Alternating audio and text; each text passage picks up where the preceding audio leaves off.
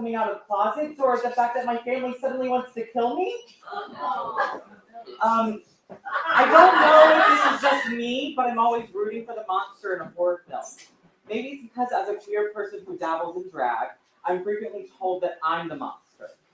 And secretly I wish that in the end of the movie, after they've killed all the protagonists, the monster meets a nice guy named Steve and they move upstate to open up a bed and breakfast.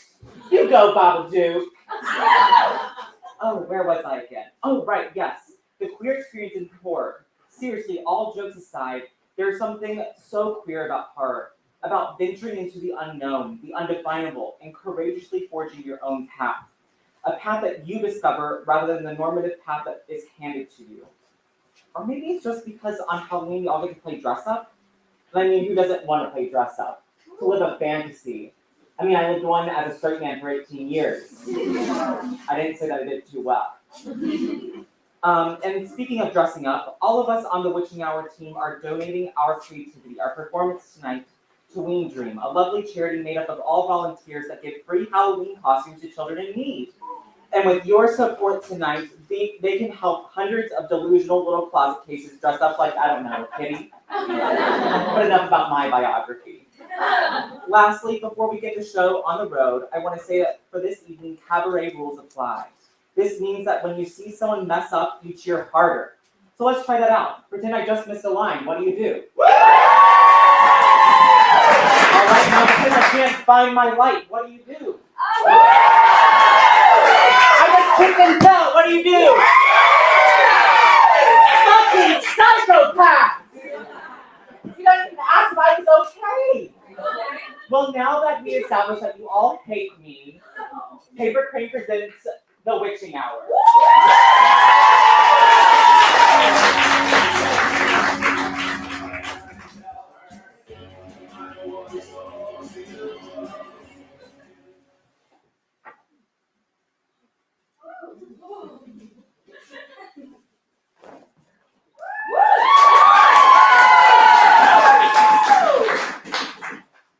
Good evening.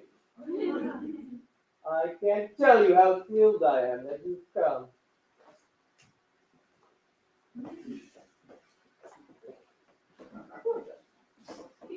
I am surprised how many of you are wearing such casual attire.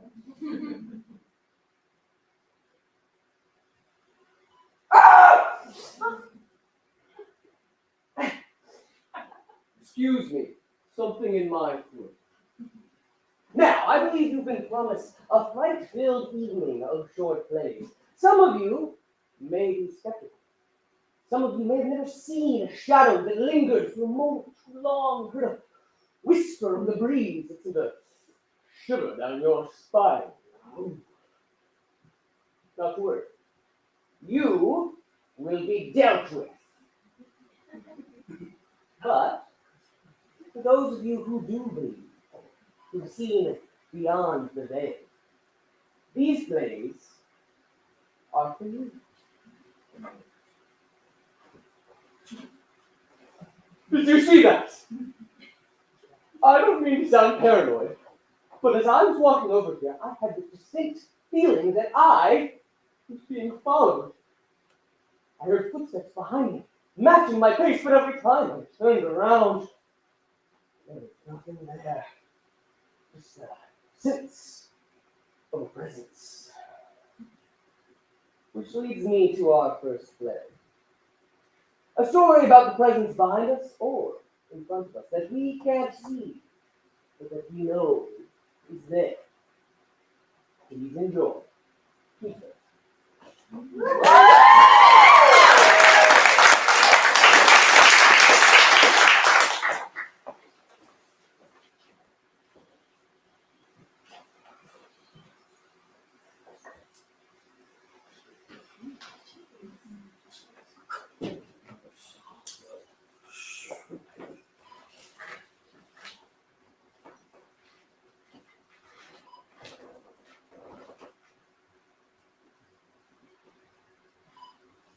I don't think I've experienced fear in a very direct way. I've been uncomfortable, sure. I've had men follow me home. I've had near-death experiences with bikers while I was on foot. I've walked around a house in complete darkness. But I always felt like there was this presence by my side. Feels like a cool breeze that whisks past my ear and beckons me to come closer, though I don't know where the source is. I test it sometimes. That's her. My sister. My mother always tried to convince me that I was an only child, but I knew the truth. I have a guardian in the universe, and I know we're related. I know it's my sister. I know she's protecting me, signaling me that she's out there. She loves me and wants to make sure that I am safe. And I am the same with her.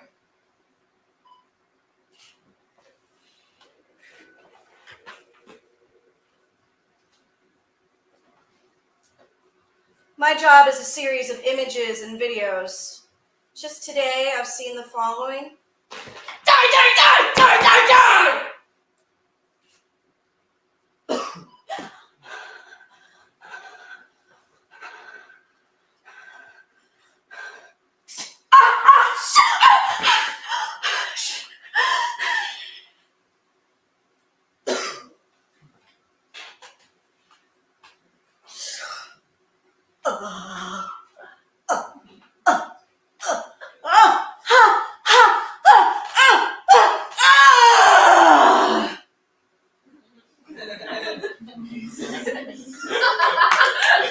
Sorry for being purposely vague, but I have to keep a level of discretion. I work for a content moderation company. I moderate content specifically for social media. If any of you have ever flagged a post on any site, I've probably seen it. You're welcome. If any of you have ever had a post that was flagged on any site, I've probably seen it. Usually you're fine. Some of you I've prayed for.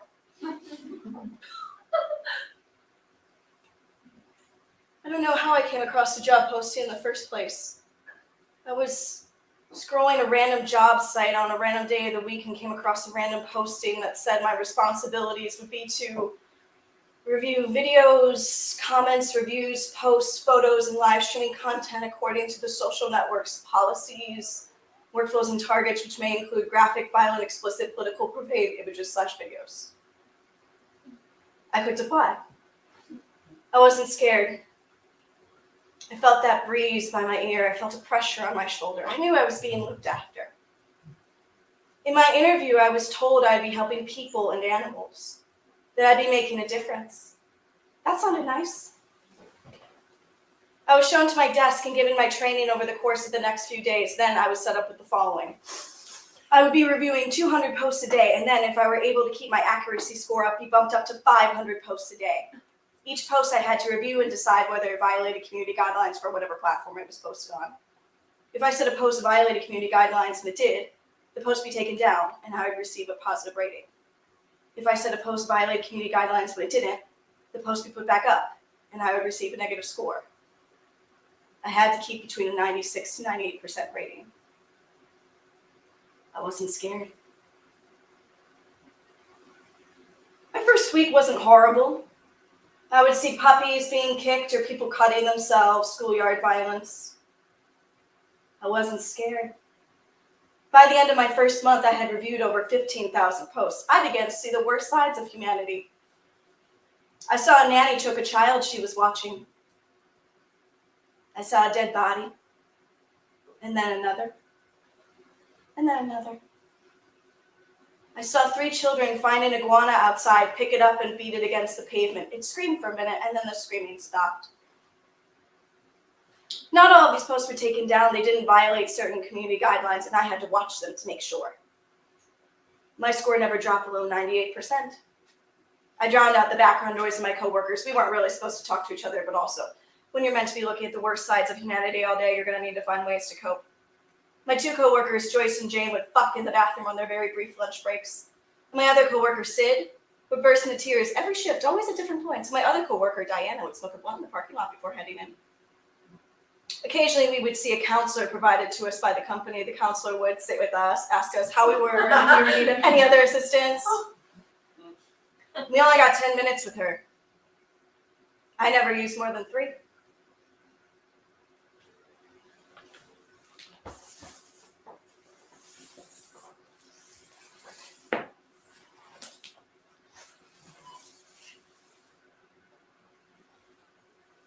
The first time I saw her, it was because of a video that had been reported. The day had been long but manageable, content horrifying but not in a new way, and then I clicked. And I felt my whole body become a unit of firing nerves and cold rushes to the head. The video starts off dark.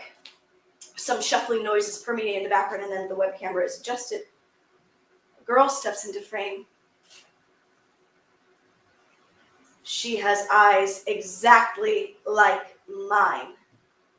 She has a few prominent freckles across her face, just like I do, and her hair is the exact same cut, color, texture. Her nails are bitten down and bloody at the cuticle. The girl shakes her head, wanting to speak, unable to process anything. She pulls out a match. She lights it. It ignites. She holds it to her palm. The video camera falls as her flesh catches fire. She screams. I scream. It's her!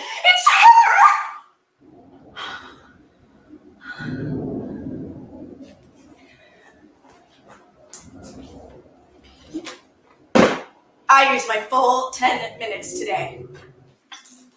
I explained to the counselor that I found someone I've been searching for my entire life. And why is that, she asked. My mother always tried to tell me that I was an only child, but I knew that was wrong. You think she was hiding a sibling from you? Yes. Would she have reason to? Well, then she would no longer have the power to protect me, protect you. I'm never scared here. I never flinch at some of the most horrendous shit anyone's ever seen. She holds me in those moments and helps me move along. To help others. Save others. So you think she is an entity that protects you? Yes, and she's here with us? She was. That's why she sent the video. She needs help now. She needs help, and I need to be the one to give it to her.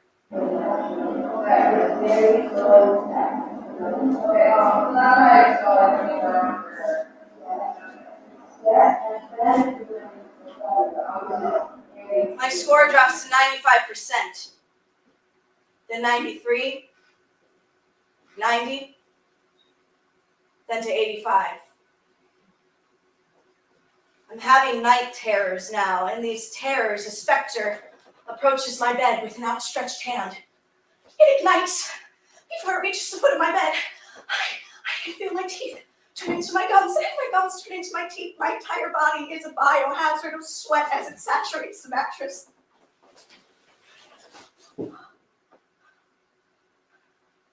I don't eat for a couple of days, and then I eat a single grape, and it feels like it weighs down my entire body.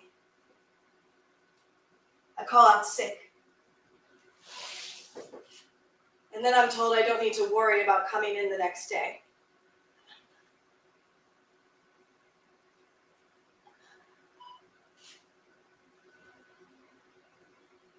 I accept that my sister is now the one who needs my help.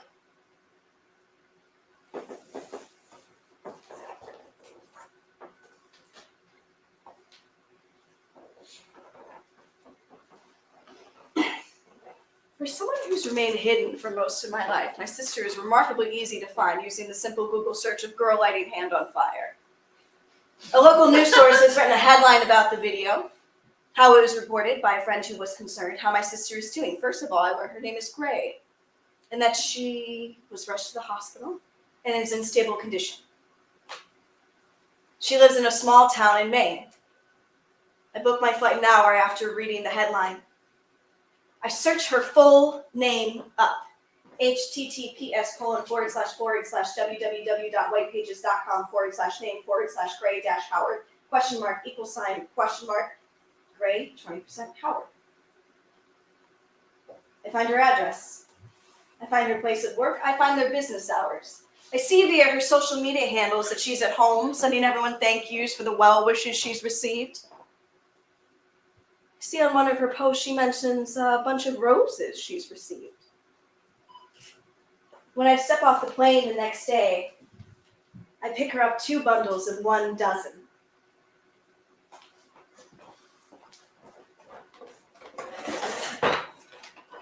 She works in a coffee shop in a small town she lives in. I go there, order a coffee, and pull out a book.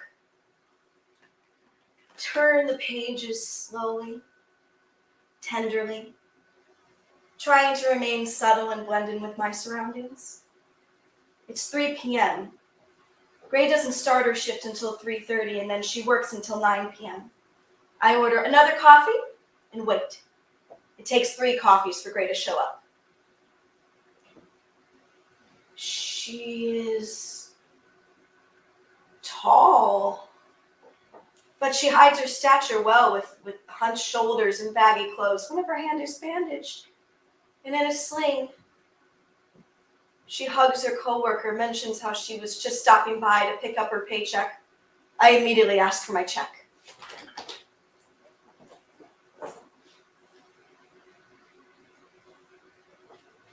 The air is cool and dry as I step out of the diner and into my car.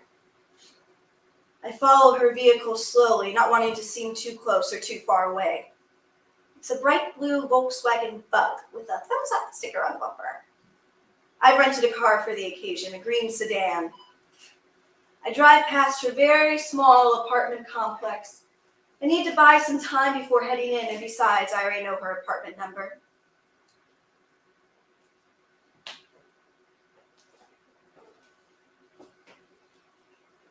The presence of the unknown is so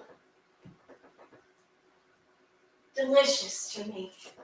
I don't know why now is the time she's decided to reach out, why now she's decided I need to return the favor of help. I don't know how her soul found my soul and how we have become entangled at such great distances. I only know I saw her in person and I immediately knew. You are mine. I grew up playing with my dolls, my plastic musical instruments, my wooden blocks all alone. I learned about the evil in the world and other people and my classmates who taunted me all alone. I learned about heartbreak alone. I learned about everything alone, but always with her presence by my side. Yes, she was not physically there, but she was helping me. She was protecting me. She mourned the fact we were being kept apart. So did I. In her post, the one where she lights herself on fire, she wrote, "I am not whole, and I cannot pretend to be whole. I need to release the power I fear and start new." She wanted me to take the reins. I just know it.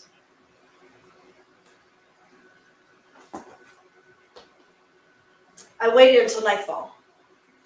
I waited and I waited, and when it felt right, I drove back into her apartment complex. I found apartment 6A. I took the roses from my rental car, and I buzzed her apartment. Her voice comes over the intercom system connected to the buzzer. It is like velvet. I tell her she has a delivery of roses, and she tells me to come up. She greets me at the door when I arrive, asking who the flowers are from. I name the owner of the diner, and she rolls her eyes, telling me how he's been trying to fuck her for the past year, how her recent post has only made him become more invested, more protected. She invites me in when I ask for a glass of water. That easy. Every atom in my body is morphing into a supernova as her presence continues to be so close. I'm seeing the crinkles around her eyes and the way that she picks at the skin around her cuticle. I'm in her apartment and I'm seeing the various efforts to decorate. There's a fake potted plant here and there, and there are photos on the wall of what I assume are friends, and there's a line of trophies on the wall. Soccer trophies. I also played soccer as a child. I wonder if we ever played together unknowingly. When she returns with the water, I can no longer contain myself. "Do you know why I'm here?" I ask, my voice is quivering, full of longing. She raises an eyebrow, gestures to the flowers. You don't feel what's happening? I'm sorry, I'm not sure what. You don't recognize me? I think you should leave now. Thank you. She doesn't know. She doesn't know the effort I put into finding her, to helping her. She looks so small and vulnerable as I walk towards her. Her eyes are filled with fear, not fascination. I reach a hand out to touch her bandages, and she swats me away. I advance again, and this time she splashes me with water. I don't even know how the trophy got into my hand. That's no way to treat your sister!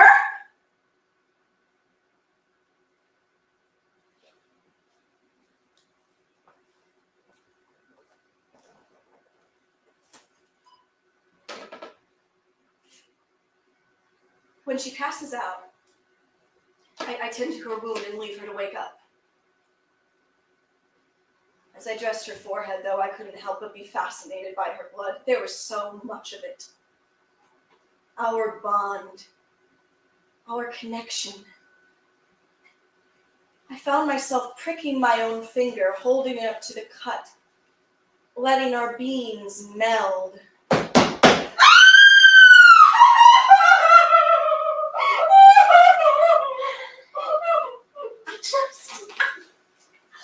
I wanted to know what it was like to have a biological connection with someone, a blood connection.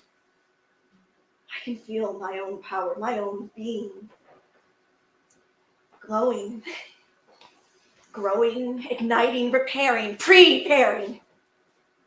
I'm going to save her. I'm going to return the favor of help. What are sisters for, after all?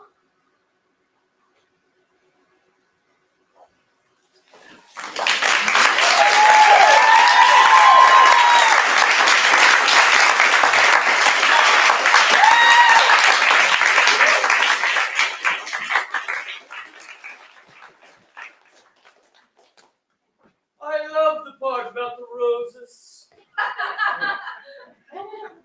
Such a romantic flower. I used to send all my paramours a bouquet of white roses. Right before I murdered them.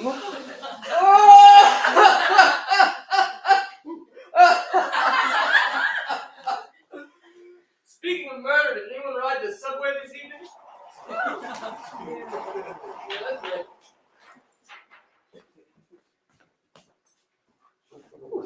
Ill train, anybody? 6,000 situation. Have you ever stood on the platform and watched the trains come in and just thought, I could let myself fall?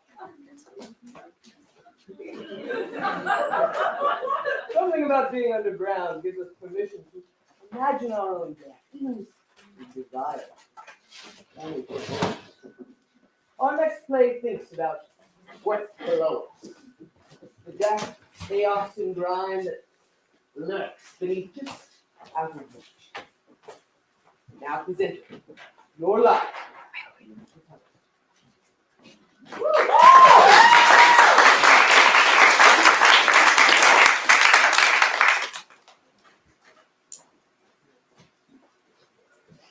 Thank you again for joining me today.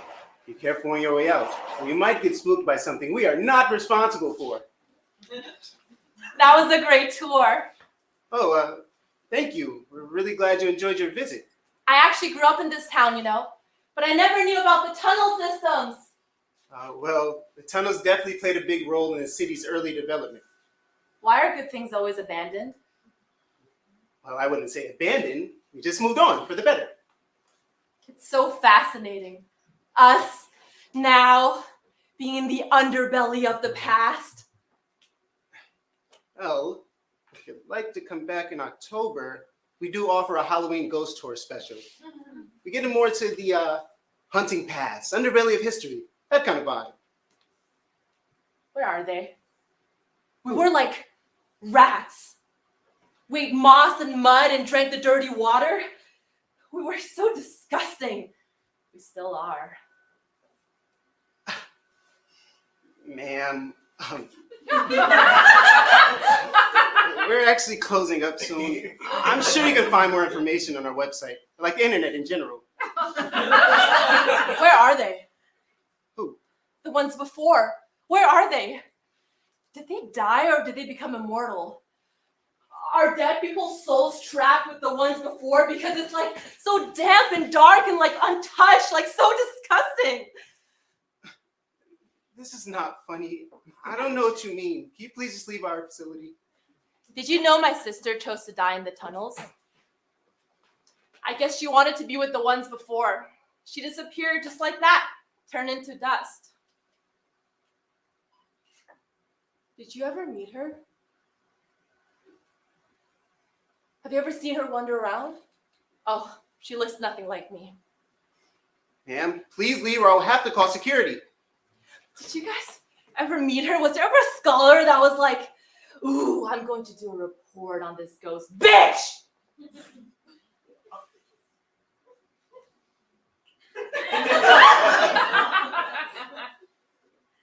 You actually kind of look like her. Are you my sister? Oh no, that was a joke. She didn't die. Not in the tunnels, at least. I'm sorry. Where's your souvenir shop?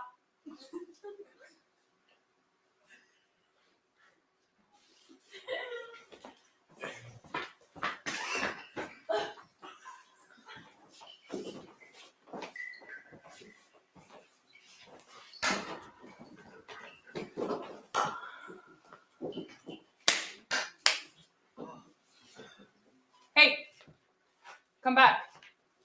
Are you feeling okay? Oh my fucking god. Where's your souvenir shop? The souvenir shop is at the end of the flower bed hill. Okay, welcome back. I'm still surprised the lights are so effective on you. You're so sensitive. How's your head? Mild headache, it's okay. So, where were you? I blacked out, I don't know.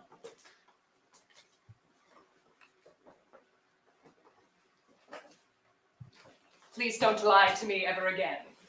I know you saw your sister. Then why do you even ask? What did we say about the sister situation again? That she doesn't exist and is a mere reflection of my longing for familial connection. I was harsh, but it's necessary. It wasn't your fault. You have to convince yourself that it wasn't your fault. Have you been doing your affirmations? What if I am crazy and violent? What if that is who I really am? Why is my sister always in my head and why is she always dead? Because your father lied and told you you absorbed a twin, and that was not true. But what if it was true? You just don't know that. What if I'm like just violent, born violent, like a genetic mutation?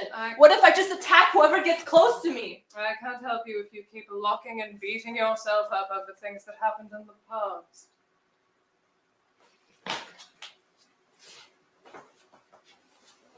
You're a liar. Excuse me. I remember now. I killed my father. That's why I'm here forever. You told me he was a stranger. The ones who came before don't concern you anymore.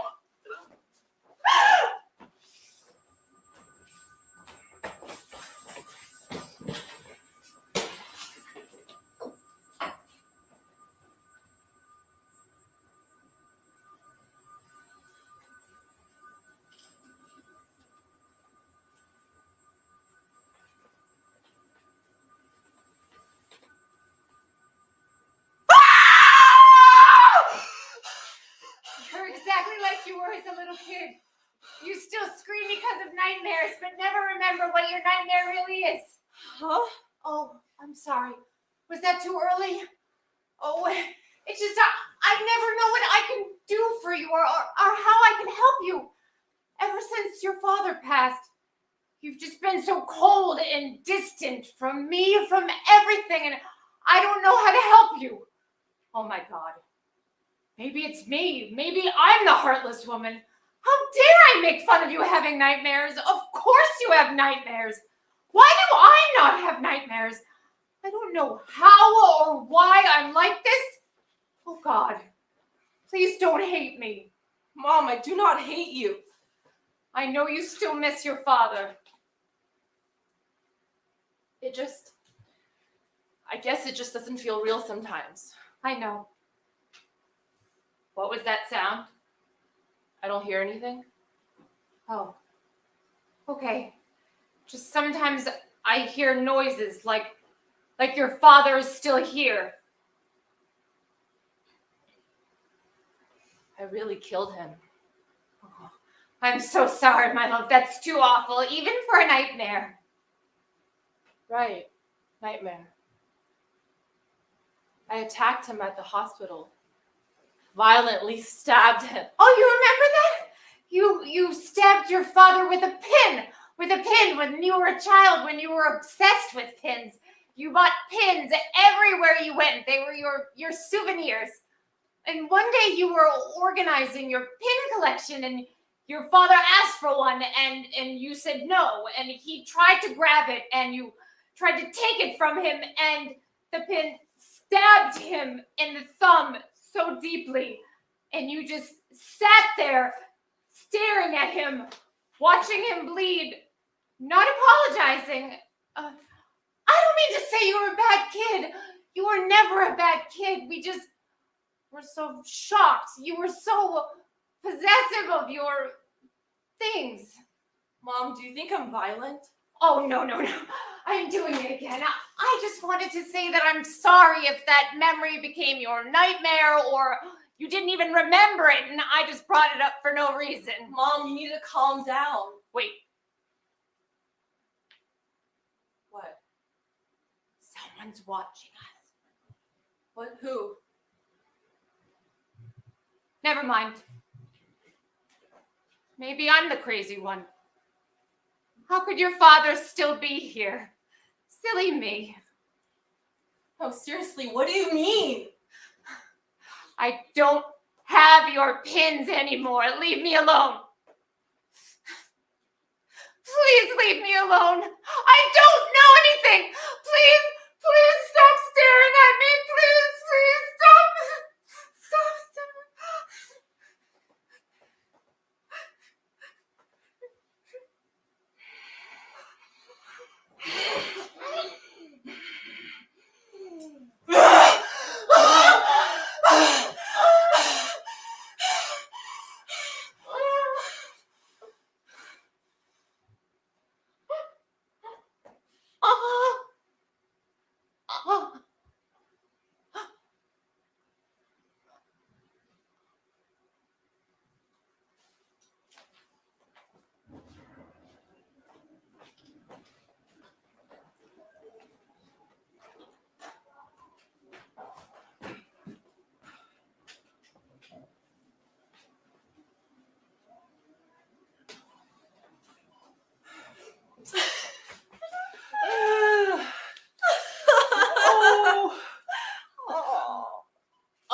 Oh, wow, just wow. What a performance. I don't know. Tell me what you think. I don't get it. Do you at least like it? Like, was it entertaining? Yeah. Lies. Well, why'd you even ask me to come see it if you're just gonna exploit all our fucking family drama for your little art creation? You know, Mom's gone too. It's just us now. 2 fucking sisters. What the fuck do you want from me?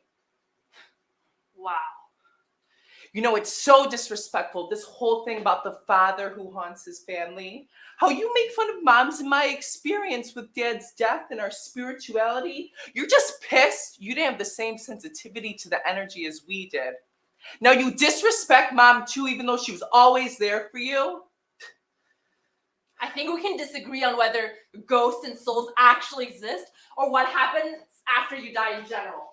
You know damn well what Mom and I saw in the Flower Bed Hill Tunnel was real. Like, we saw him, and who we saw was the same image of him. The same outfit, the same hair, and everything. And we were driving by Dad's favorite place, and his jam was on the radio, and you know it was real. You just didn't see it. And you still chose to make us look crazy. You're not even in the place. Exactly! Are we really having this conversation? This is my way to cope. I'm trying to understand what's going on. It's creative liberty, and you don't get to dictate it just because you have a role in it. I have a perspective, just so you know. Then do whatever the fuck you want. You know, you've always been like this.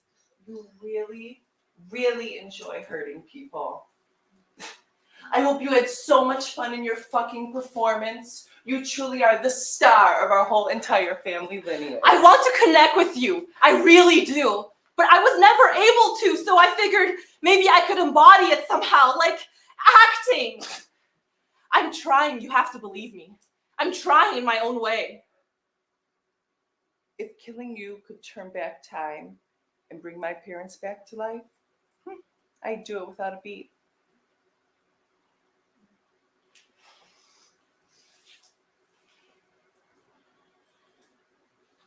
It's like an ache. Don't bother. I don't want anything to do with you. Have you ever had the urge to bite something? Something soft enough to sink your teeth in. Something you want to bite down so hard that your jaw hurts and your veins pop. What the fuck? Just answer me. No, absolutely fucking not. I wanted to know what it felt like to have a biological connection, a blood connection. We're already sisters, unfortunately. Let go of me. I want to feel you in the deepest, most meaningful way.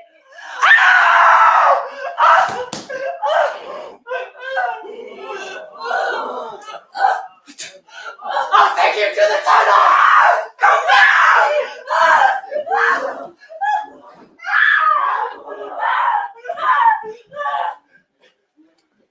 That is the end of the Flower Bed Hill Historical Tour. Thank you for joining me today.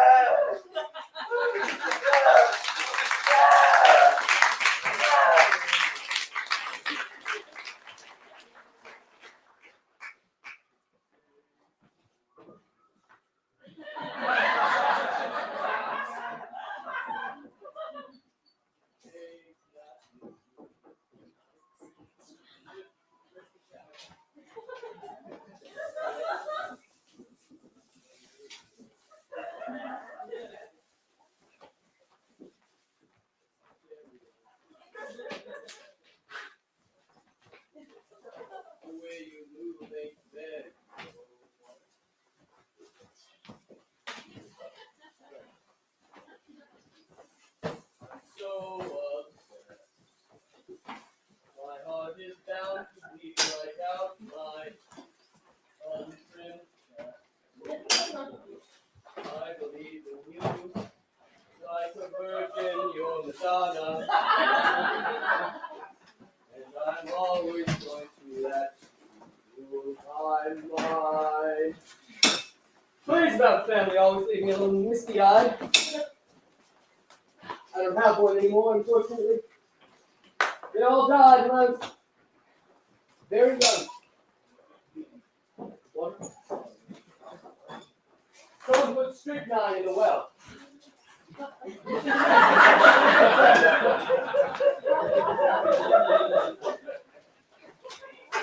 Well, now you're looking at me as if I did. I would never poison my family with strychnine. I would do it slowly, over time. So they would suffer. But I was never afforded a chance.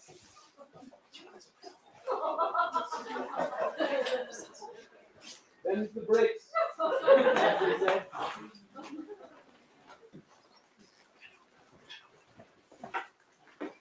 Our next play has got all sorts of frightening things.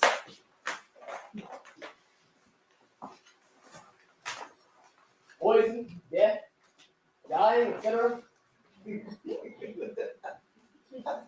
Beginning to be a little bit too much for me to take, I must say.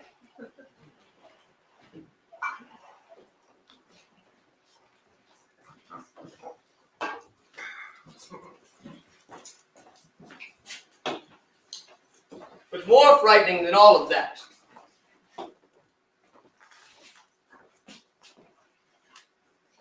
Cops! Our next play is attic/basement/first floor. I gotta run!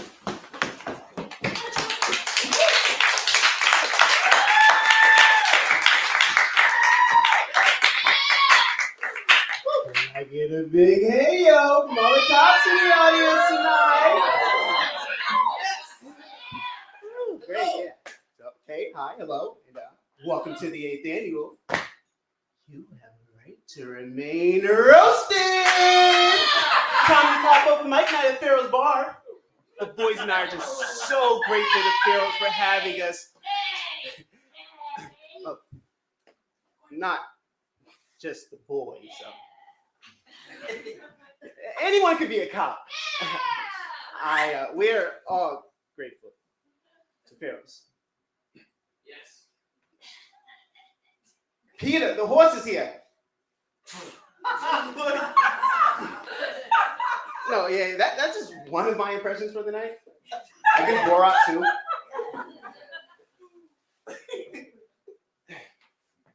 I guess commencing 5-minute set.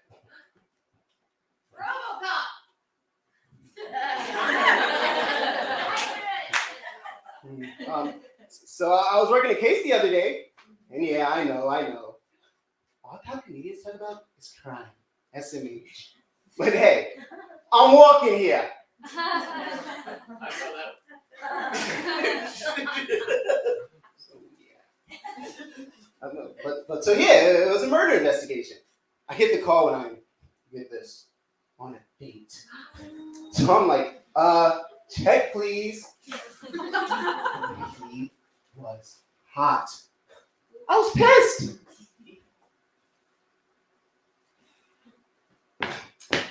Yeah, cops can be gay. This cop should be at Pride.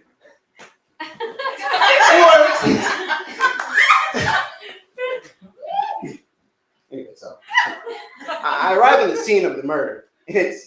I'm so serious, the house of those two podcasters. You know those two podcasters.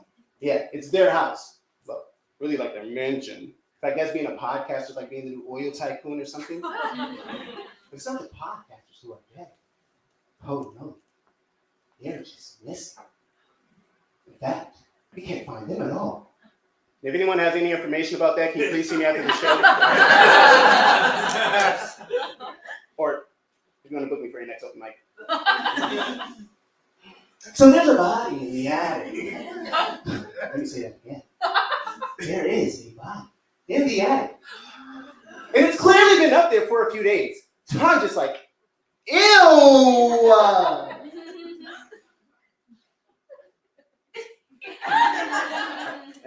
So we find a license in a purse. Eunice Miller, I guess she's one of the neighbors, works for the EPA, Environmental Protection Agency. Stabbed to death. And I probably shouldn't have said the name. Anyways, isn't that funny?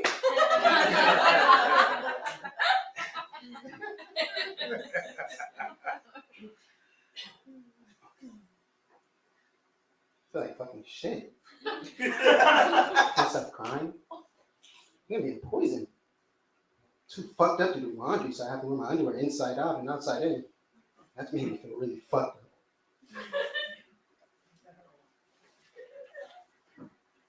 Oh, sorry. What was I? How much longer do I have left? So has anyone? Has this ever happened to you before? So I meet up with this Olympian from Grindr. He's all like, "Do you want to see my trophies?" And I'm like, "Yeah." Just don't try to spit them on my hands. I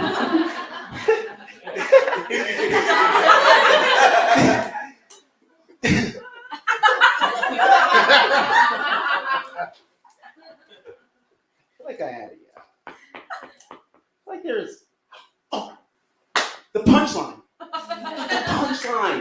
The murder investigation. Yes. So I'm in the attic with this body. And my date turns to me. He's like, I don't think this is going to work out. And I'm like, why? It was Valentine's Day. It was Valentine's Day. That's the punchline.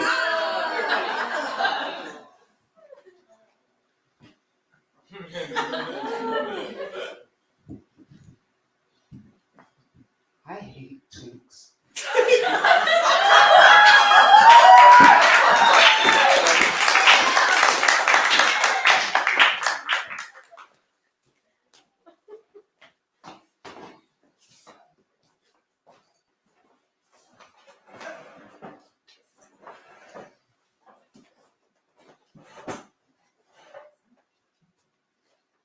Lyle Miles is an EPA man, and he's been missing for 2 years now. Right.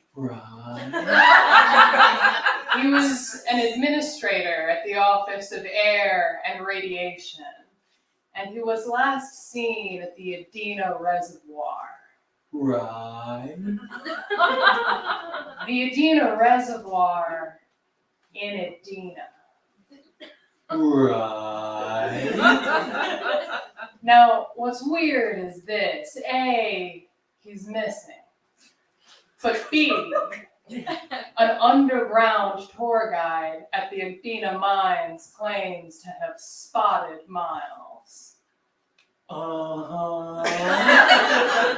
2 months after his last documented sighting, and they claim he was glowing green.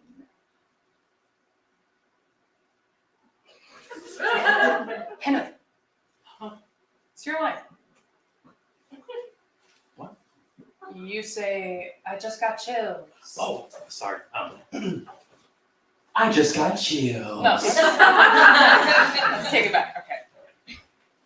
Okay. And they claim he was glowing green. I just got chills. Now, what's curious about this is the way that it connects to the case we covered last week, the alien case. Because there is a connection between the color green and the notion that there is a connection between government obfuscation of truth and nuclear waste or rape. I'm sorry? Oh,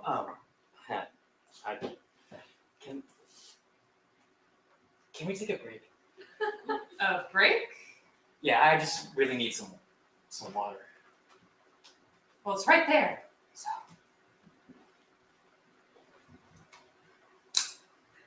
You know, if you're out, I can do this alone. No, it's not that. I just really need some water.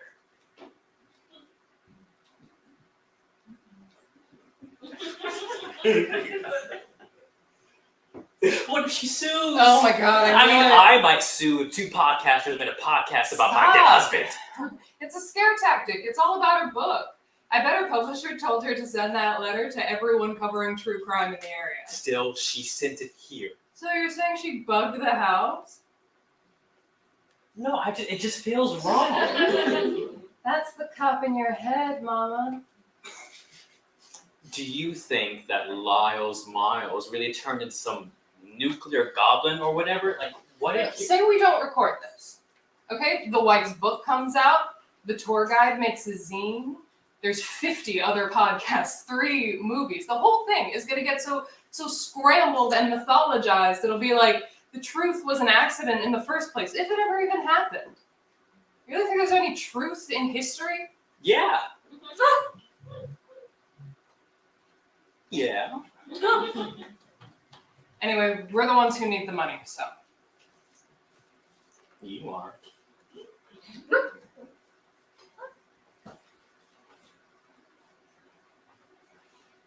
Do you think the cop in your head is gay or just like an extension of the hegemony?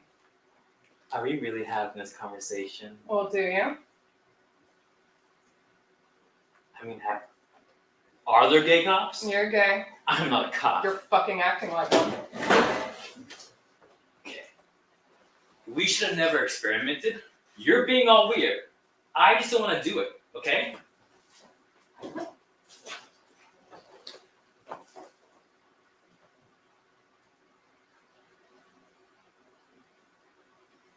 I'm sorry. I feel like fucking shit.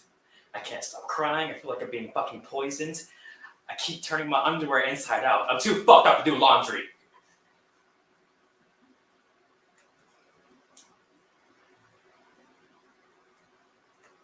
I need you to tell me what to do. Yeah. I need you to make me do it. Okay. I wish we had never met. Shut up!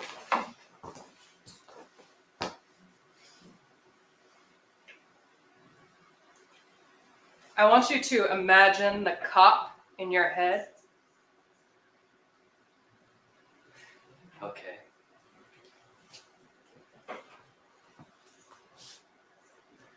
I want you to imagine what he looks like. What does he wear? What kind of foods does he like? What does he smell like?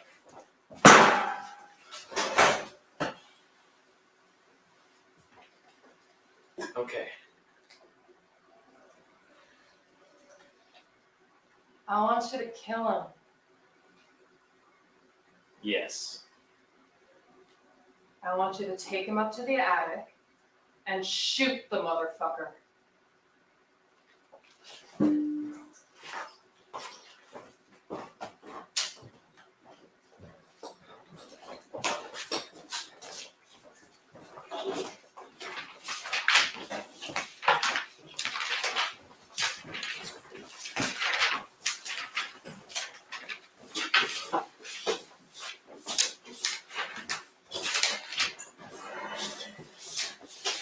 I've been having this vision recently of a sequel to the book. In the sequel, he becomes so despair-ridden, you know, in the hyper-reality of the situation, that he goes to a major reservoir. He has this tank of gasoline in the trunk of his car, and he douses himself in gasoline. And Eunice, Yes, dear. are you all right? Yes. I'm gonna go get us some water. I know I'm usually more smart and less biblical than that, but I figured, you know, after everything that's happened. Kitchen. Yes. You're planning on staying? Yes. He bugged my house. Darling, I'm sure that's not so. I don't know what to say of it. I am sure of it. I spoke with the man leading the movement. Against the advice Yes, Eunice, against the...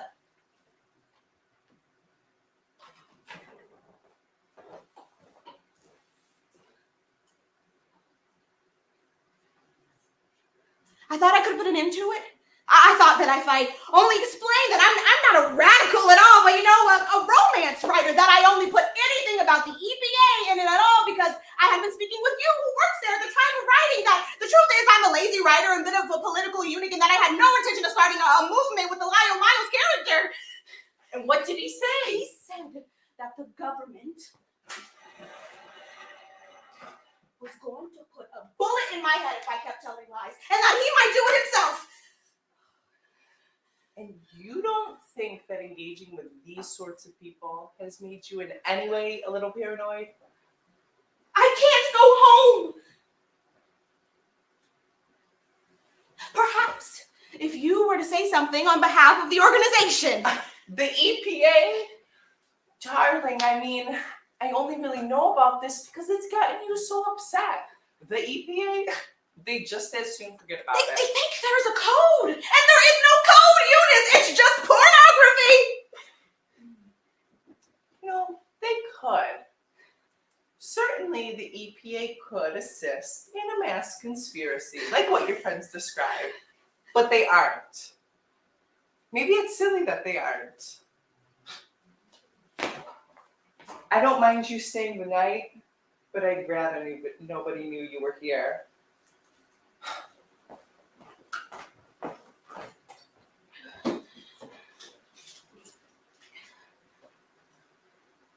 I think I'm being poisoned.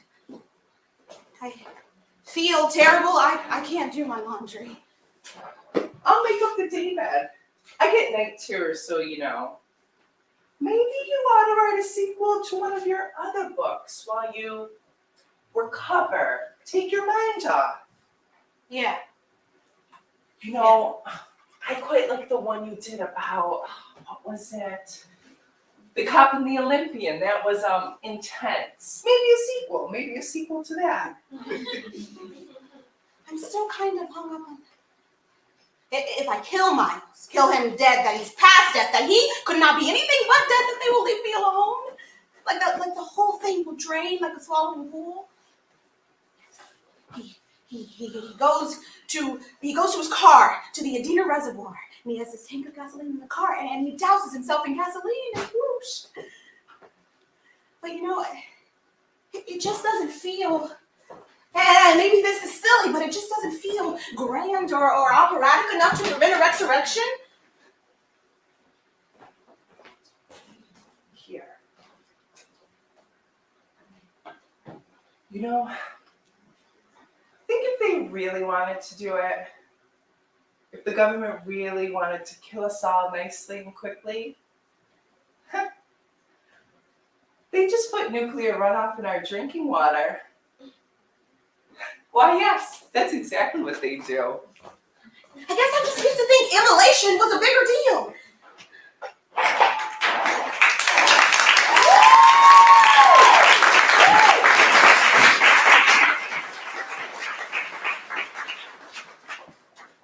Congratulations. You've survived to our intermission. In just a few moments, you'll be able to speak amongst yourselves, check your cellular telephone, maybe even buy another drink. I miss them myself. But first, a word from our gracious host at the Paper Kraine Theater.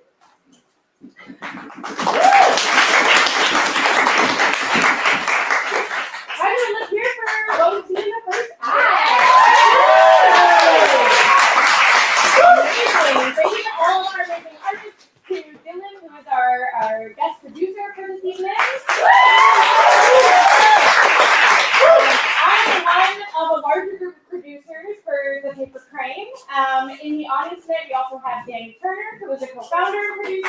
He's wonderful. We've got Vic Blue, and we've got Chris Garcia, and then up in the booth, there's Paul Purvine, who's been making all of this happen for us today. Thank you, Paul. I have a few quick words before, as you were told, we'll have some intermission, but I wanted to quickly let you all know about what the Paper Kraine is, what we do, and a couple of the organizations that you are supporting tonight. So the Paper Kraine was founded in 2016. We're in our 7th year, which is pretty crazy and amazing. And we love to support emerging artists trying out new work, whether that's something that you haven't done in a while and you want to try again, whether that's a new piece of art, a new type of art, whatever it might be. We want to produce it on this stage and support you in building that up. So, you know, someone like Dylan comes to us with a crazy idea and we say, how can we support you? How can we make this happen? We are at paperkraine.com. We accept submissions. And so if you are interested in being a part of the Paper Kraine or being an artist that works with us, please do reach out. We love to hear from you and are always looking to grow our community. We also have to thank our generous hosts, the Frigid NYC. They are amazing. They've been hosting us here for 6 years. And so half of your ticket proceeds are going to support them and continue to provide space for emerging artists in New York. It's something that is really rare and really beautiful, and we're so grateful that they continue to do it. And then also, whenever you buy a drink at the bar, our lovely bartender Debbie, please give her a drink. Thank you, Debbie. And all of the bar income goes straight to Frigid. But we also have the lovely Farhan over here who's supporting us. He's doing a bake sale and beans, there's cookies, there's brownies, and all of that is going to the charity that tonight is supporting. So every Paper Kraine show, we support charity. And this this month, the theme being, horror theater, we are supporting this really wonderful charity called Ween Dreams. And they support giving Halloween costumes to young children who don't have the means to buy them for themselves. So they're either children who are in the foster care system, children who are homeless, children who are dealing with extreme medical difficulties or societal social difficulties. They supported over 19,000 children, and so part of the proceeds from your tickets tonight are going to support Ween Dreams. Anything that you buy at the bake sale is supporting Ween Dreams. And we have a QR code as well that you can use to buy at the bake sale. And you can also use that QR code to donate directly to Ween Dreams. We will make sure if you just note Ween Dreams in the Venmo that your money goes directly to them. And check them out. We have a website and you can find all of that information in our program, which we have some QR codes around here that you can scan to see more information about the amazing artists that you're seeing tonight, as well as the paper Kraine and Ween Dreams. And finally, we want to meet you. We want to get to know you. We are all about community here at Paper Kraine. We're all about letting artists meet each other and fostering relationships. So please come join us. After the show, we go to our family bar. Let's call it the Grafton. You go up to the bar, you can tell them you're looking for Kraine, we'll do a happy hour discount on drinks. And talk to the people up here tonight. If you see someone who you love, if you see a piece you love, you want to playwright, you want to work with them, you want to collaborate, that's what we're all about here. So please join us at the Grafton after the show. We're going to take a 10-minute intermission here and be back at 9:55. Thank you all.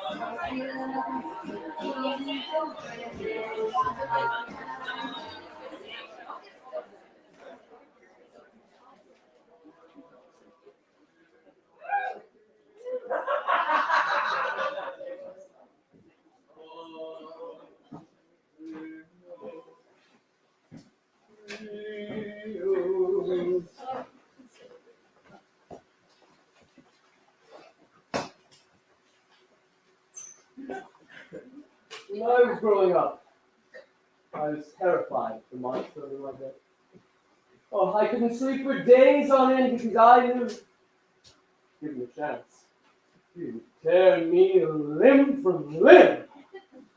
Oh, I remember his tail, scaly and forked, taunting the foot of my bed, slithering back, more, waiting for the chance to kill. I told my priest about him and was exercised shortly after. This was my first of 17 exorcisms. I actually have them coming up next week. I find it incredibly restorative. All of which is to say, a bedroom can be a very scary place. Sleep is but one step away from death, and when you turn out the light, there's no telling what could crawl out from under our bed. Our next play concerns a bedroom, and most strongly, a pillow. Please enjoy. Trophy one.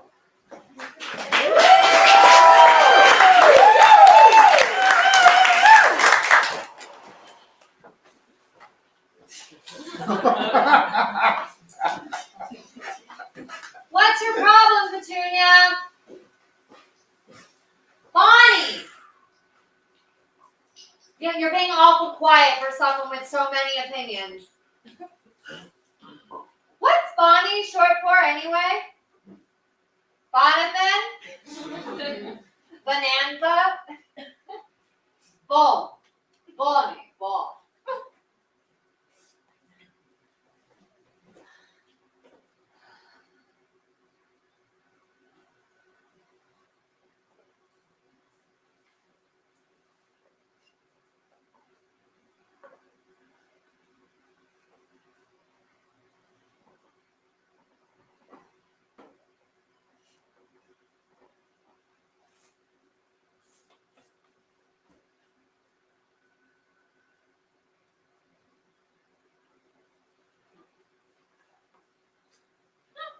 Don't get fresh with me. You're getting fresh. It's a pillowcase, not a pair of panties. Pipe down. Easy for you to say. I thought we were close. We're just getting to know each other. That's a third date sort of thing. We've been sleeping together every night for how long? We're just getting to know each other.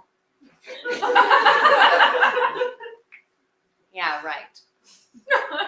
What's your problem anyway, Petunia? Stop shouting. You're shouting.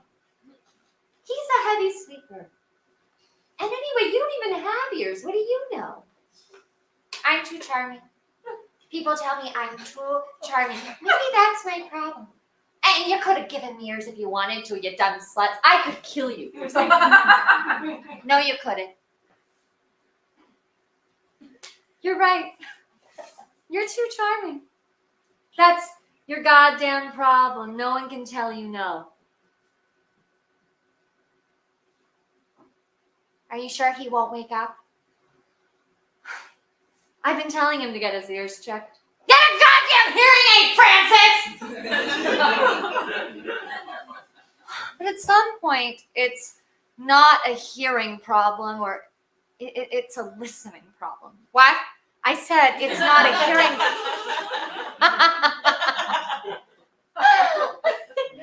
Oh, that chime of of yours. You could poke someone's eye out with that thing. You sure he won't wake up? I'm sure.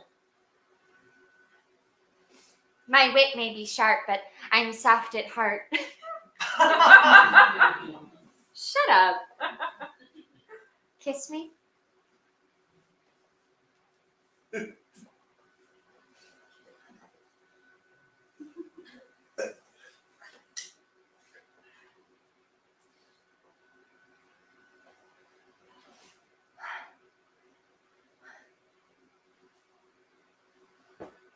People will read about us.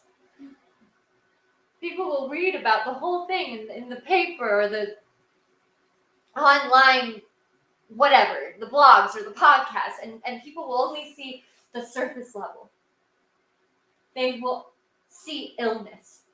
They will put illness onto me in order to understand the thing. They do not understand the reality of our situation. The reality is I'm a pillow and you've got your hands shoved up my ass. Enough! Enough with the negative self-talk. You're the one who tells me confidence. You're the one who instilled in me. What? Francis? Did he move? How should I know? He's your husband. No. It must have been I haven't been sleeping. You know it, you're my pillow. I haven't been sleeping, and when I don't sleep, there are worlds that come to life at night. In your dreams. In my dreams. There are worlds that are lived out there, our whole lives lived in my dreams. And when I don't sleep, when I don't sleep, the world from sleep seeps into the worlds that are awake, and before you know it, your husband is dead.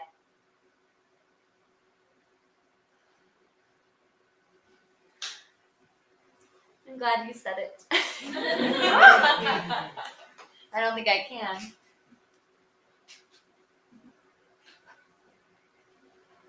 Why did I do it? How should I know?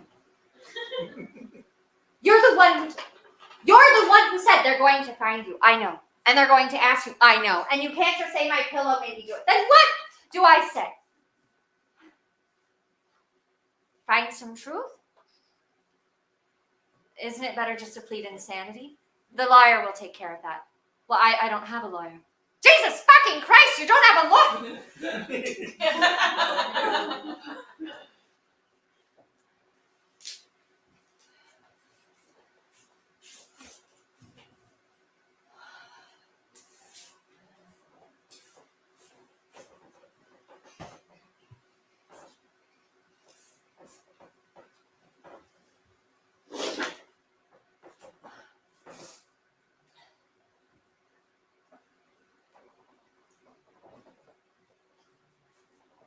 Yes, and who do I have? Mr. Cellino or Mr. Barnes? What do you mean he's dead? His ads are still up. On the benches by the bus station. Yes, I'll hold. Yes. Yes, hello. Yes, I need a lawyer. Yes, I can pay. Yes, well, the trouble seems to be that I've killed my husband, Francis, because my pillow told me to do it. Yes, P-I-L-L. No, this is not a joke, I swear.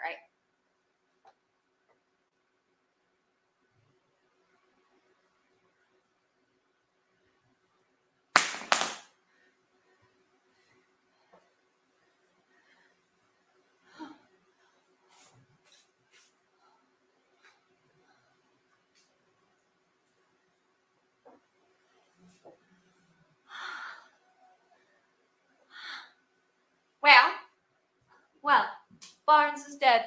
Of Cellino and Barnes fame. He's dead, but his ads are still up. Yes, well, there are lies all around us, aren't there? I'm a woman interested in truth, aren't I? And the truth is so hard to find. sometimes I'm riding my bike through busy streets and I think to myself, if I stop pedaling right now, I'll get hit by a car. And I can't believe I'm having the thought, so I speak it out loud just to make sure I'm really having it. If you stop pedaling right now, you'll get hit by a car. And then I stop. I lift my feet up. And the cars swerve to avoid hitting me, sometimes so much they end up hitting each other. And when the cop comes, they tell me I'm a lucky woman. You are a lucky woman. You could be dead. You should be dead. And I think, what a strange thing for an officer of the law to tell me that I should be dead. You should be dead. As if it is up to him, the shoulds and shouldn'ts of everything, the ugly, pig-faced motherfucker.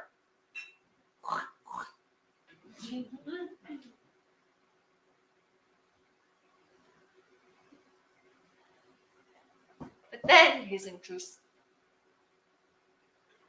He's wrong. And my intrusive thought was entirely wrong.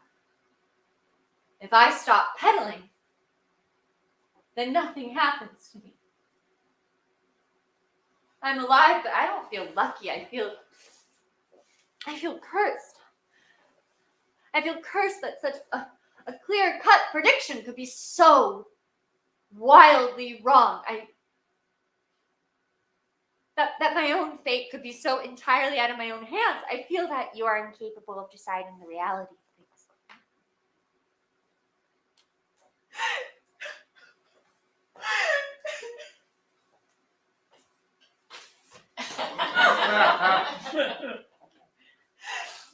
And I very much want to be in control of my own reality.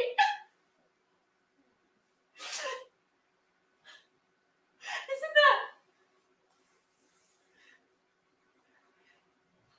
Should everyone have the right to know? What do you think?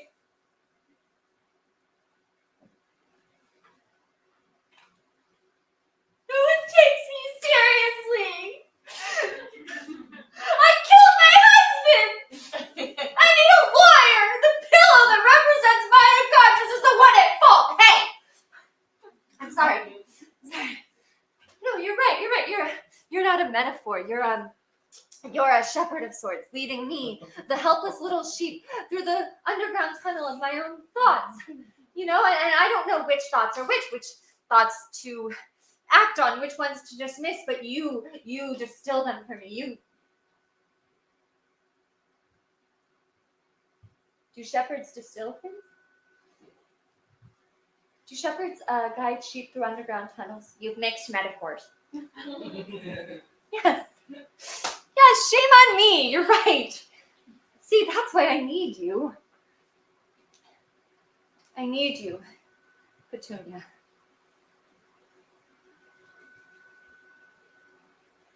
What do I do?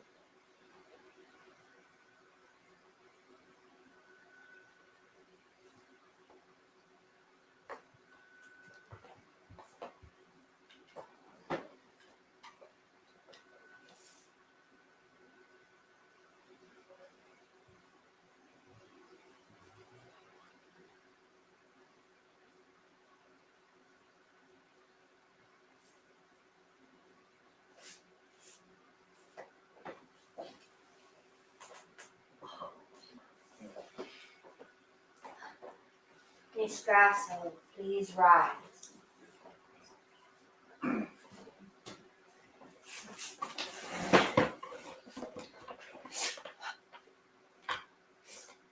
Miss Grasso? Yes, Your Honor. How do you plead?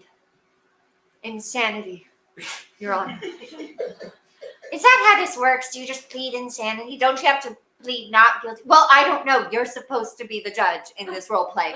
Miss Grasso! I am a fake judge, acting not as a steward of the law, but rather as a narrative device for you to work through your own thoughts in a coherent and manageable way. Do you understand? Yes, Your Honor.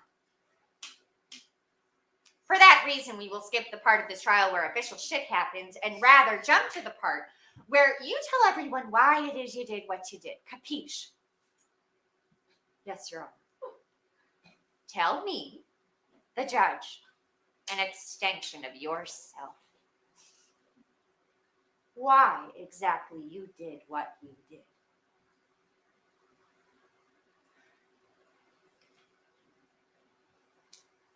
Your Honor, your most honorable honor, the most magnificent manifestation of my own imagination. My husband was a prick. He was a dermatologist and a prick. And the more he pricked his patients, the less he pictured himself with me. He'd make them smooth and round, and here I am, hard and angular and vibrant and bright. But Francis preferred dullness to brightness because Francis is a very dull man who values very dull things. Which is why it was particularly shocking when an award he received changed everything. A very shiny award, a trophy in the shape of a man made of gold, which, I always thought those were supposed to be for 6-year-old soccer players. Grown-up awards should be more like plaques. Plaques are framed certificates with stylish signatures, but this trophy was of I guess it was supposed to be a little dermatologist. It's so obvious, so literal, but that's what Francis needed. A little golden man to look at and say, wow, aren't I great? Aren't I golden? Anyway, Francis stopped thinking about my wants and needs. I had dreams I wanted to fulfill. And when we married, he promised to fulfill them. But then he got this award, and people wanted him in places to present presentations on skincare. Wow. Aging, lifting, tightening, firming, boring, boring, boring. So I sat at home, and he was off in skincare land, and I stared at the trophy, and I started thinking, what's the point? What's the point of a fucking trophy? Am I a trophy wife? If I just sit at home with the trophy, I guess that's what I am, but what's the point of me? What's the point? And he'd come home from his trips, and he'd take me to dinners and parties and dinner parties. And I kept thinking, what's the point? I thought, do I love this man? And then we go home and not have sex, and he'd fall asleep with his socks on. Who falls asleep with their socks on? A man with something to hide. That's it. What else is he hiding?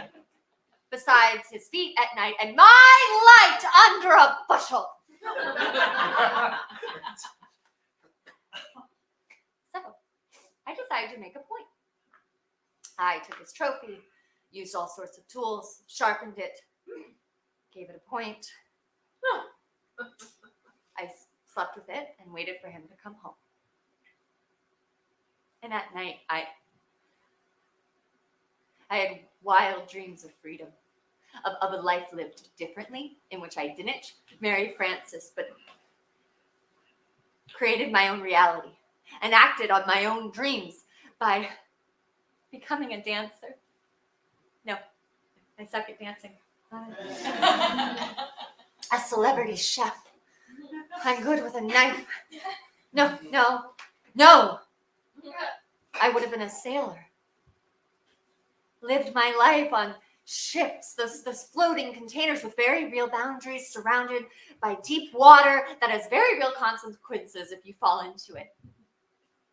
I'd have tasks to perform and places to go. There's truth in a life at sea.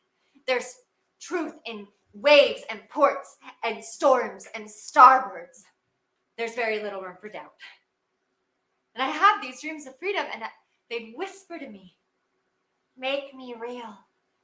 Give me truth. Give me life. And last night, Your Honor, I did just that. I put my pillow over Francis's perfect, poreless face, and I, the trophy wife, wielded my sharpened tool, and I drove my point home. And I drove my point home again, and again, and again. I killed 2 birds with 1 stone. Well, I killed 1 Francis with 1 trophy. And with that same trophy, with that same point, I carved a face, 2 eyes, and a mouth. I could finally grasp the things upon which I slept. Francis's face is Bastion, Your Honor, yes. But I created a new one. I know, it's a little grotesque. But I am not ill. I am neither insane nor deranged. I know my actions may seem extravagant, maybe even extreme. But what do you expect from someone who's stuck? They make a point of getting out.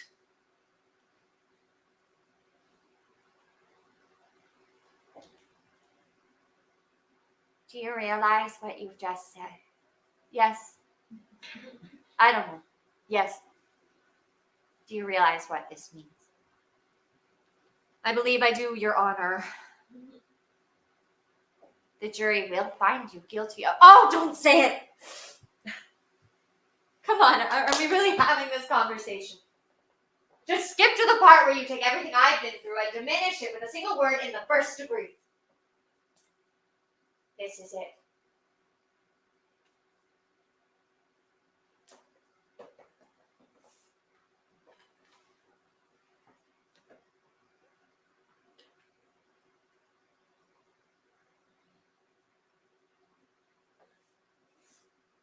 I don't feel guilty. Even if I am, I don't feel that way. I feel like I've taken the point and made something real. The point. Yes, you're right. Yeah. Enough with the metaphors. I've already made my point. Time to stop beating a dead husband.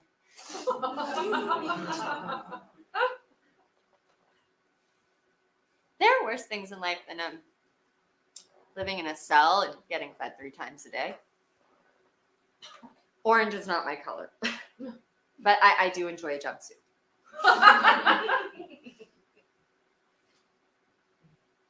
Prison's not exactly a seafaring vessel, but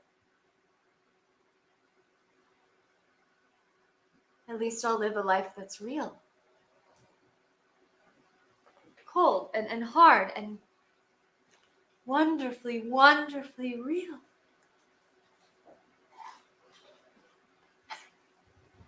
What do you say to that? Thank you. Thank you.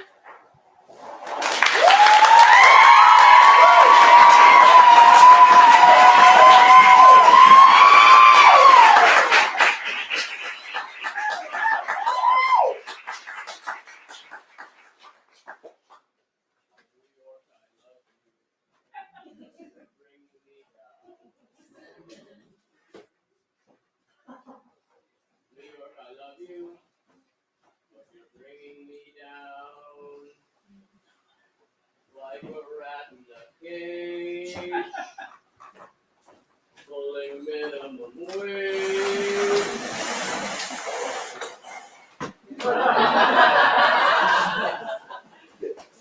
New York, I love you, but you're bringing me down.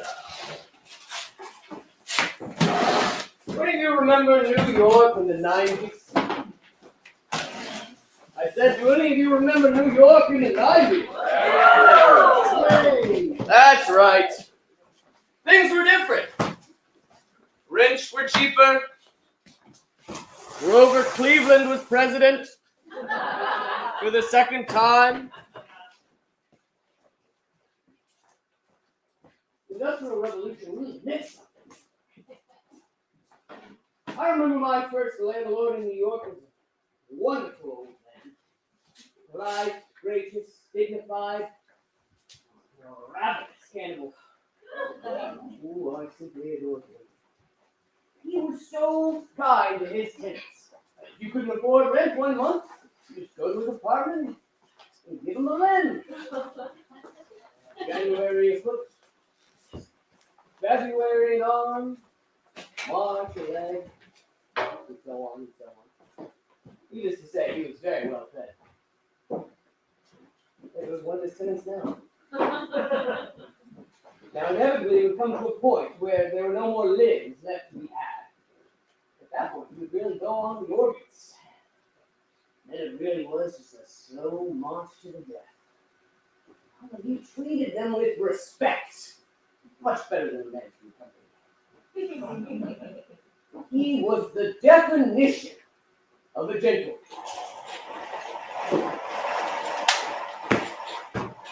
I don't need to tell you that not all landlords in New York are as decent as he was.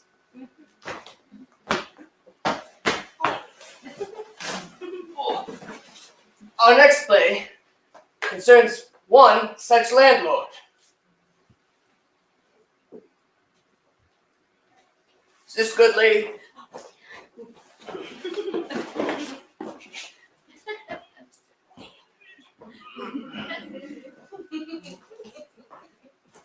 Now presenting Rent.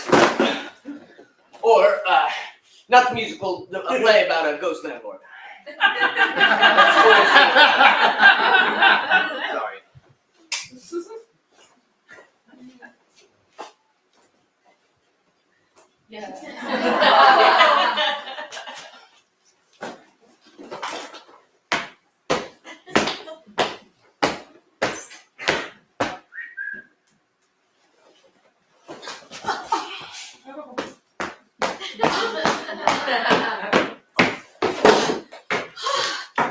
Oh, it's so heavy. Oh.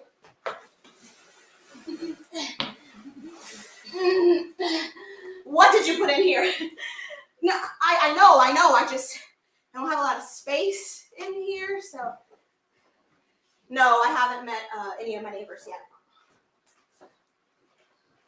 The bus was fine. It was fine. Yes, I know one of them caught fire, but that was years ago, so I got here, didn't I?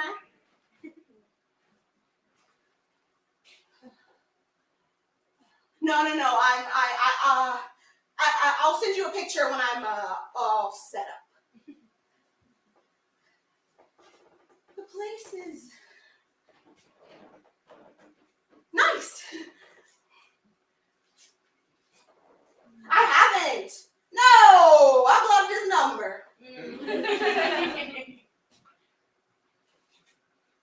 Mom.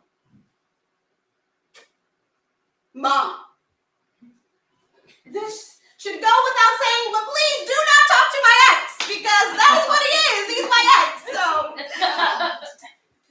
No, he's not being nice. He's being manipulative. I promise. He does not care how you're doing. I cannot believe we are having this conversation.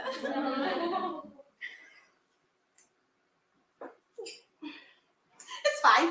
No, it's fine. You do whatever you want. I'm good here. I'll call you later.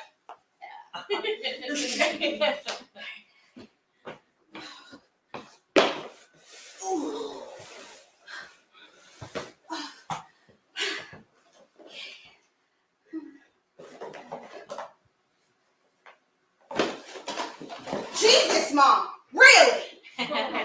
Remember, rats are not friends. They are food. They will fight you. Fend for your life. Oh, and if you need the bar now, trust me. It just gets a little fussy, but if you just give me a second. Come on in. This way. 1, 2, 3, 4. 1, 2, 3, 4, 5. Excuse me. What are you doing in my apartment? I see. Oh. I see. Well, this is unexpected. Allow me to introduce myself. I am Mark Muddle of Mark Muddle's Underground Tunnel Tours NYC.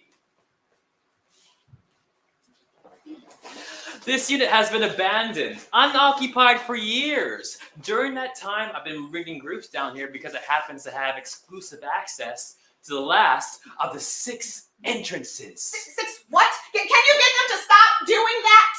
The entrances to the underground passes of New York City!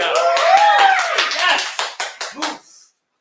13.64 miles of a secret underground tunnel network. The entrance in this apartment is the only one that is still, or was still, accessible.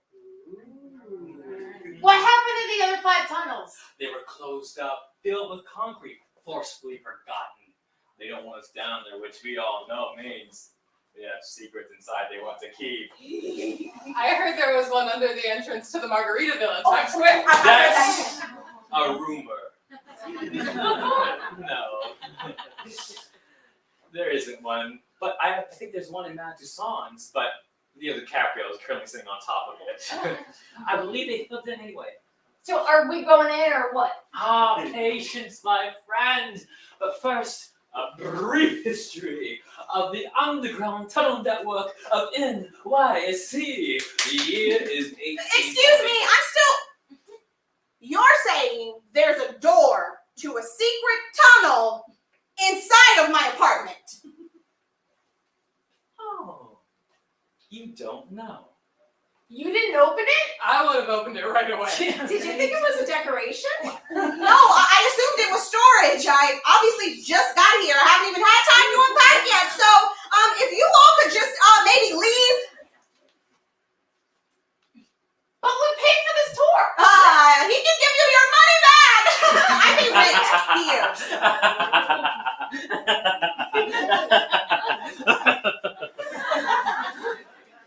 Listen, Miss Jillian. Jill, if I may.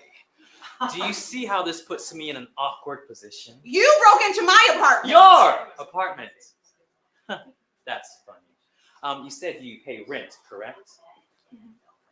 It seems that this miscommunication is between me and the owner of this building. It has nothing to do with you at all. But You see, these types of things happen in the Big Apple all the time. People are busy, things fall through the cracks. But I'm sure that between your landlord, you, and me, we can all work something out. Why don't you get him on the phone while I take this group down? And when I pop back up, we can all have a chat. And between you and me, Jill, I really need this. I have rent to pay too. And while it's whack when whack sidewalks crack, it's breathing down my neck. I guess. Fine. But I'm going to call her right now. And when I do, I know that she's going to tell you that you cannot be here. Alrighty, money crew! On your hands and knees! Down, yes. Now, I see you've all brought your gloves and your knee pads as instructed. Good work! You're not looking. It's okay. Thank you, no miss. Now, still, as we descend, make sure to be on the lookout for loose nails and bones. Nails can give you tetanus. Bones, you can sell at some profit. Go ahead in. Go ahead in. I'll be the caboose. Single bar line. Don't bark, please. Don't bark. Yeah, I'm looking at you. Jill, just one more thing. What? I want you to know I am not a bigot. Earlier, I referred to your landlord as a he without thinking. That was wrong with me. I know that there can be women landlords, landladies. I can't have it getting out into the tour guide community that I'm a bigot. Most of my audience is predominantly liberal. You won't say anything, will you? No. You're good. Oh, and I forgot to mention, Jill. I know there are also land they-thems. I can't have it getting out into the tour community that I don't care about the LGBTQIA population. Most of my best clients are gays. In fact, I think those. I'm not going to say anything to anyone about you except to my landlord.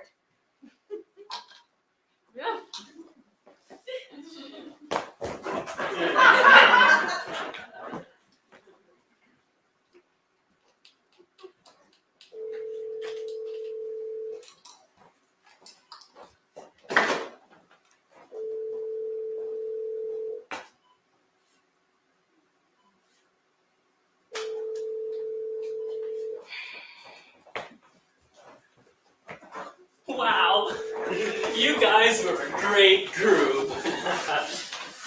Thanks for coming. Take care now. And oh, mind that rat bite. It's okay. It's okay if it oozes and swells a bit, but if it turns green at all, you head for the emergency room straight away. Remember, you signed a waiver. I guess she's busy. I haven't talked to her on the phone just yet, but I know this is her right number. So if you could just maybe verify that it's, correct. Is that the number that you?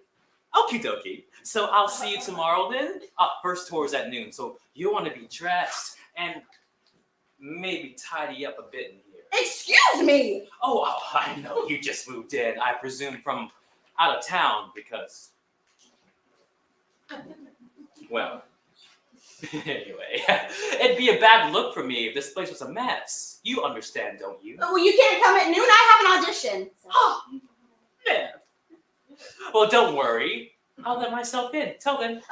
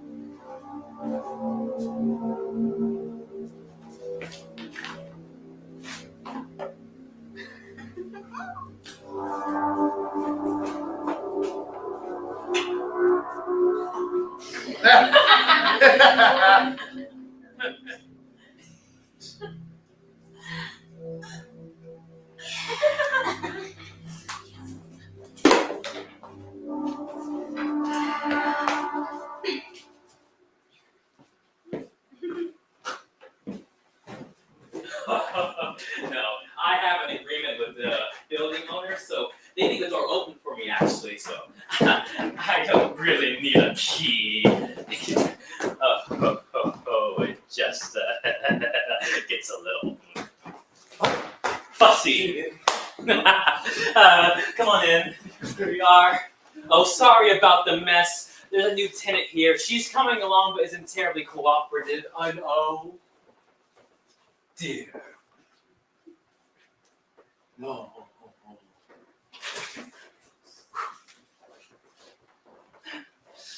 My dear explorers, as I have told you earlier, there are forces that want to close the entrance to the tunnels forever. Forces that would rather have the secrets of the underground guarded, that would clog the arteries and stop the beating heart of this entire city. We will not have it! We will persevere. Yes. We will. Now, excuse me.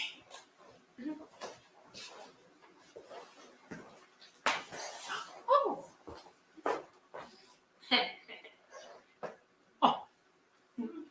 Little Miss Junior Star Shine Super Diva Third Runner Up 2005.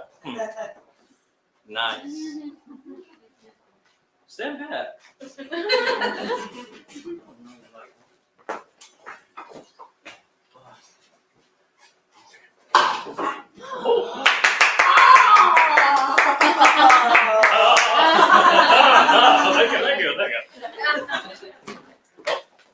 On your knees. Over there. You in the back. You. Good. Go ahead.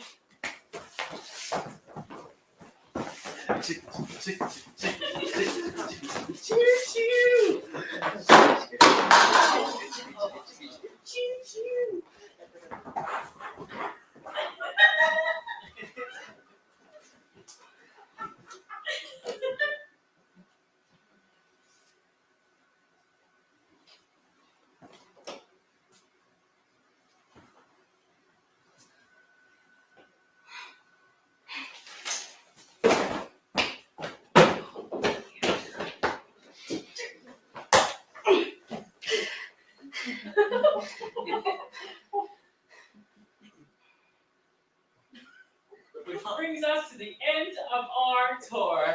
As you can see, we are approaching the. Oh dear. I thought I left it. Jillian, are you there? Jillian who? Why would there be a Jillian here? It's not like anybody lives here. I can see that you're upset, but we'll talk this out. But I have clients with me. Turn around. Try your luck with Leo DiCaprio. I am not budging. Dear Jillian, please, I need you to. There are fumes down here which are only safe to inhale in small doses, which is why I try to time our tours carefully and limit the. Oh dear God, it's coming! Let us go! Oh my God! Oh my God! Mark! Oh my God! Oh my God! Mark! Mark! Mark! Oh my God! Mark!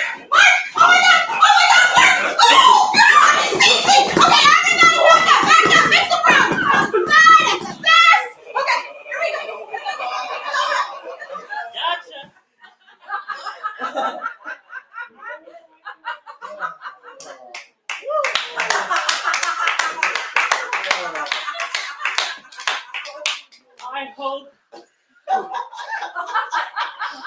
I hope you enjoy our little dramatic finish for the end of the tour.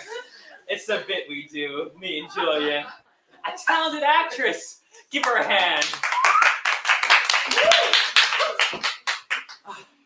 Well, you can all see yourselves out.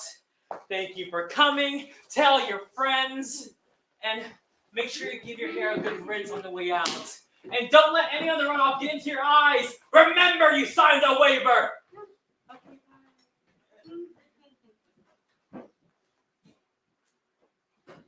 Still no word from the landlady. What the fuck is wrong with you? I thought you were dead.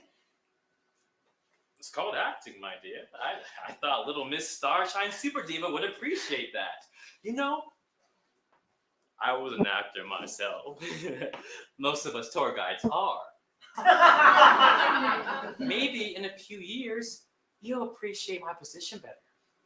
I would never break into someone's home just so I can take a group of children down into a tunnel full of toxic fumes and bones. They sign waivers. Well, you can't come back. I won't let you. You won't. That's too bad. I was afraid you'd say that. I do hate to get by it. I really do. But I can't have you getting in the way of my livelihood. Just do another tour like a friend thing or a fucking pizza parade like a normal fucking person. Normal person? I'm afraid you're mistaken. Will Whiz Up and Whiz Pizza Parade is a deeply disturbed man. But you're right. I do have an ulterior motive for exploring the tunnels. And I suppose I must tell it to you now. No, you really don't. I just want you to. The year is 1934. Michelle and Michelle Bono, poor milliners from Paris who came to America seeking a better life, have not yet found one and are forced to drop off their second child at an orphanage in downtown Manhattan. It seemed like a good place as any, for they had left their first daughter there and heard back that she was adopted by a wealthy businessman and a secretary turned wife and is living a happy life. She even got to meet the President of the United States. That's the plot of Annie. The orphanage itself was a terrible, cold, cruel place. The orphans were worked to the bone and hardly fed. Now, as you might have guessed, that little babe at the beginning of the story was me. I assumed I was an only child until one of the older boys told me about my sister and what really happened to her. Her name was Marguerite, and she was the toughest little girl in the orphanage. But she was also a dreamer, and that made her dangerous. So the evil caretaker treated her extra poorly. I've been in Annie like 3 times. I know the plot. Marguerite was sick of it. One day when she was locked in a closet for trying to escape in a laundry basket and for bringing a dog back with her, she discovered a little hidden door. She told the other orphans about it and said that she was planning an escape. She promised that she would find a way out, and once she did, she would come back for them all. But she went into that tunnel and never came back out. So all these years, you've been taking people down to the tunnels because you were looking for little orphan Annie? Marguerite is her name. But yes, I have. I just wanted to meet her. I wanted to know what it felt like to have a blood connection with someone, a biological connection. Anyway, I'm in too deep. The tours are my livelihood, and if you're going to get in the way of that, I'm gonna have to.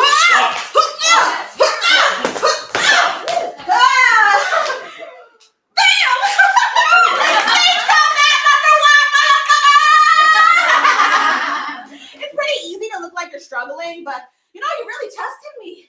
Oh, and I don't know what's going on with those fumes in there, but man, you are weak. Get up, old man. You want to fight? Let's fight. I have never fought anyone before, but I'm pissed off and pretty sure I could, so let's go. Come on, get up. Come on, Mark. Get up. Let's go. Come on, you want to fight? Let's fight. Let's go. Come on. Come on, I'm ready. Fool me once, shame on you. Fool me twice, it's a shame on me, so let's go. Shit, dude. You killed him. No,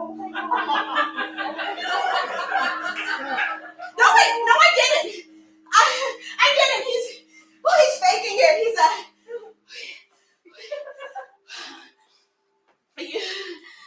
Are you little orphan Annie? I'm Marguerite, also known as Jane Doe, your landlord. But you are Dead, a child. Yeah, but you rented an apartment sight unseen in an empty building full of black mold from a Jane Doe you've been paying in cash to a P.O. box. You're lucky I'm a ghost orphan and not a Craigslist killer. Judging by the looks of old Mark, it looks like if I was a killer, maybe you would have been able to take me. No, I didn't. He's just Oh, he is, honey. I know dead when I see it, and he is as dead as a doornail. Man, this really worked out too well. I was just hoping you'd spook him by calling the cops or something, but well, he definitely won't be bothering me anymore. I'm sorry, what? The irony is, I was just coming up here to tell you that the developers have finally won. They're knocking down the building tomorrow. 10 years of struggling with the New York Housing Authority that believe this dump to be a historic landmark, and it's all over. Turns out I didn't have to call an ingenue with the ridiculous dream of moving into this here health hazard, which should accidentally kill my brother. But you know what? It was fun to watch anyway. Now, you should probably start packing up unless you want to be woken by a wrecking ball to the forehead.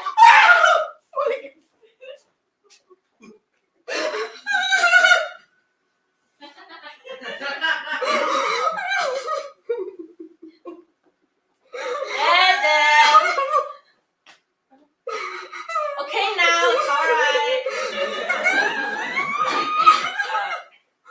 Please don't make me. Fine. I used to do this for the kids at the orphanage, and it usually works. So.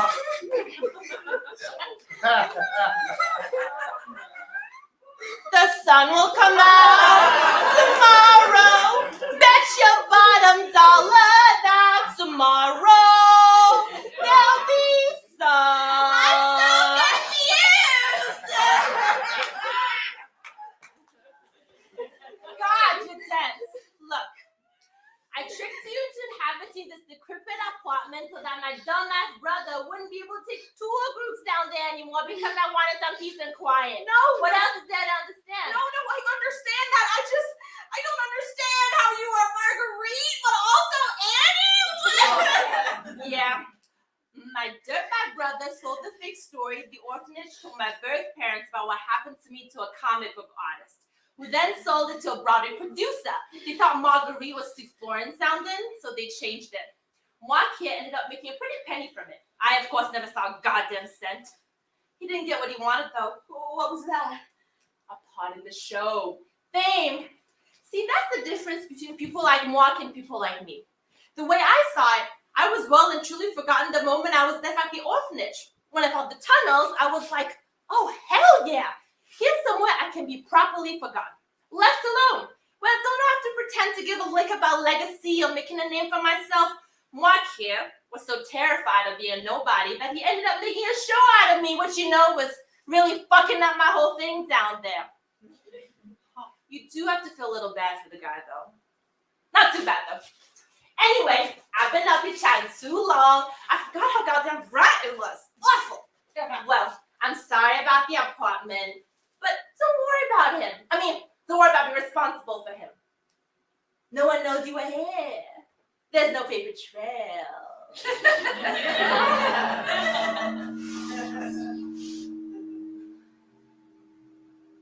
I can be forgotten. Yeah? Whoa.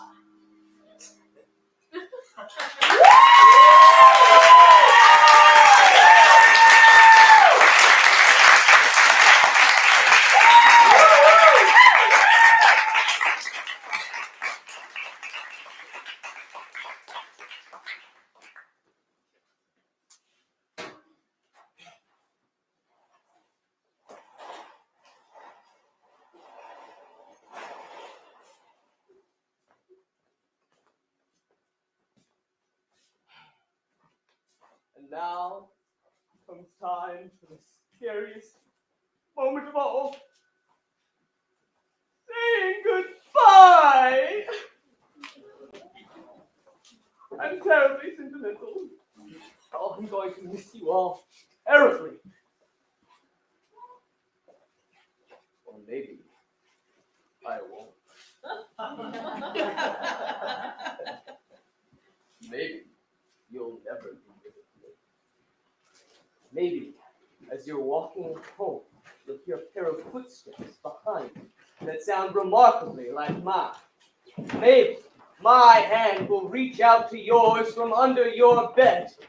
As you fall asleep, maybe you'll find me on the subway, waiting to offer you a seat, waiting for a moment to push you into the tracks. There's so much fun that we can have together. Thank you. And good night.